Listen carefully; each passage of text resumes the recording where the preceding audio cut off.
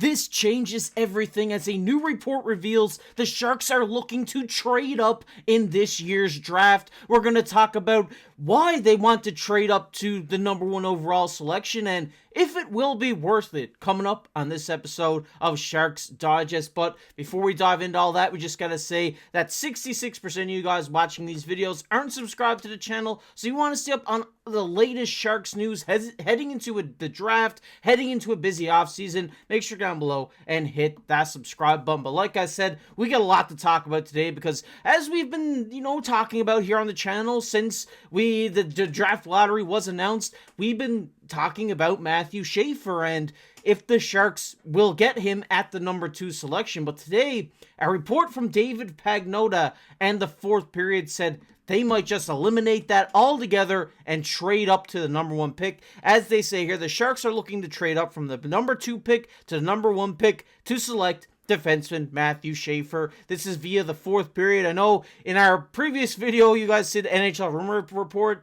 Is that very credible? But what they're tweeting here is from David Pagnotta, who is an NHL insider. So this is a credible source. I just wanted to let you guys know that because I've seen it a lot in the last video. This is real.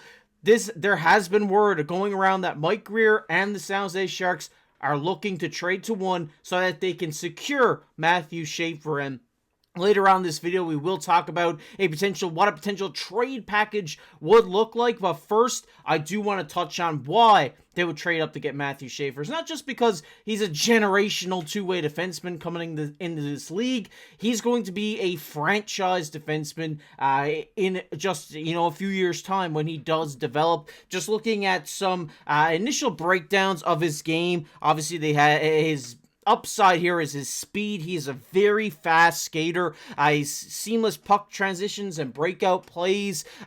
He's good at the defensive game as well. Like I said, he can work it offensively and defensively here. They say here he has good hockey IQ as well, and he has leadership. He was captain at international events, and he's resilient through adversity. Obviously, coming off of an injury, he's been able to get back into the gym, get himself back into working order to be a number 1 overall selection at this year's draft by the San Jose Sharks. Hopefully, as we keep going on, looking at some of his production from this past season, he had 22 points in 17 games. It's because he did get injured at the World Junior Tournament. Like I said, battling through that injury, showing how resilient he was through a tough time in his career. Averaging a plus-minus of plus 21, which is great, meaning he's out there for a lot of goals on the ice, creating a lot of offense, averaging 1.29 points per game. And you see here his points in the World Junior Tournament, so on and so forth. And one thing that I haven't mentioned in these videos is some NHL comparables for Matthew Schaefer. Looking at some names here, we see Miro Heiskanen. That's the one that kind of sticks out to me as the way that Matthew Schaefer hopefully will develop in the NHL. A great two-way guy who has great speed, and he's not afraid to pinch up and join the rush and be a part of that offense. And you see other names here like Owen Power, Jacob Slavin, but Miro Heiskanen is the guy who stands out to me here in this list. And, just from seeing this, I know we've talked about Matthew Schaefer a lot and how his game is and how great he will be for this team if Mike Grier does trade up to get this guy at number 1, but it is risky, right? Like, I think going into it, maybe they have a chat with the Islanders and saying, are you going to take Schaefer at 1? Because it isn't really a clear selection. They could go with Michael Misa. They could go with James Hagens even, There's not really a clear number 1 in this year's draft, but a lot of people, a lot of mock boards at this point in time do have Matthew Schaefer going at the number 1 overall selection. So I think they will have a chat going into this draft and even on draft day saying, if you're taking this guy, we want to trade up and get him, right? So I like this. I like a trade up. It is going to hurt you a little bit, and it is a little bit of a risk because we only did see him in 17 games last season. Yes, all scouts are saying that he's going to be a franchise defenseman, but it is a huge risk, right? We never seen him in a full OHL season during his draft year. He will have to, I would say, go back to the OHL this season and work it out. I don't suspect he will start in the NHL, but it is definitely a possibility. Those are all things you have to take into account when trading away big assets like the San Jose Sharks have. And one potential trade package that I have been seeing floating around online as I make it a little bit bigger for you guys, they say they have Chernyshov, a second pick, and a 30th overall pick, and plus an Edmonton first in 2026, which would then leave the Sharks with only one first-round pick in the 2026 NHL entry draft. They obviously say there this will be a hard pill to swallow.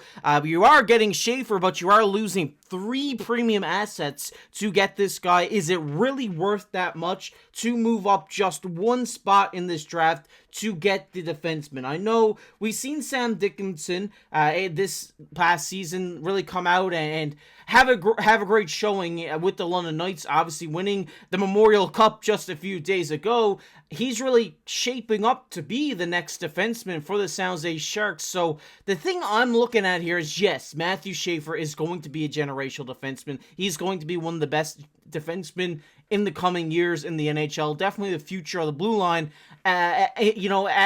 in this year's draft is what you're getting. But what you're giving up is not worth it. And they even said there in that article, they don't even think the Islanders would even accept that package. You are giving up Chernyshov, a guy who came over from Russia to play in the OHL this season, lit it up, was a great surprise for everybody, and a lot of Sharks fans, including myself, love this guy and love the way he plays, that power forward type guy that this team does need for the future. You're giving up him.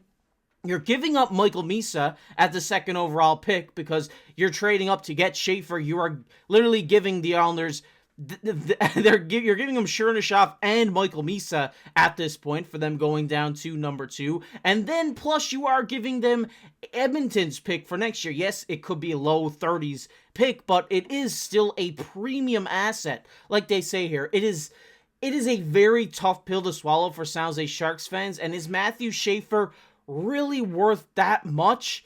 I don't know. I think you could definitely go out and trade these 2 picks and that pick, the 3 picks that are involved in here, and go out and get an elite defenseman that's already developed in this league. That's definitely a possibility. I do not think it is worth it with how much risk is involved with this player and his injury history and stuff like this. I do think Matthew Schaefer is going to be a good defenseman in this league. There's no doubt about that in my mind, but there's always the what if, it's too big of a risk for Mike Grier to take. If they can get this package down from 3 firsts and a high quality prospect, then maybe we say, okay, yeah, let's do it.